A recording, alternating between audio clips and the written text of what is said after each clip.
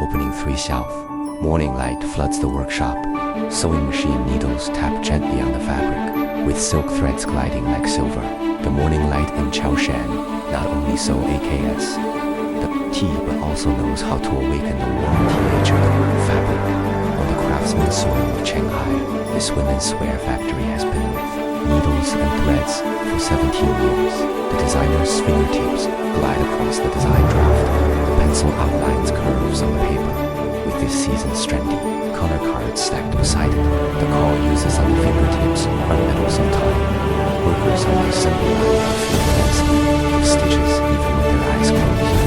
Quality inspectors' fingertips can distinguish accurately the difference of 0.1 millimeters. Every women's garment goes through 32 quality control checks from cutting to completion, just like a slow stool in Chaoshan ways.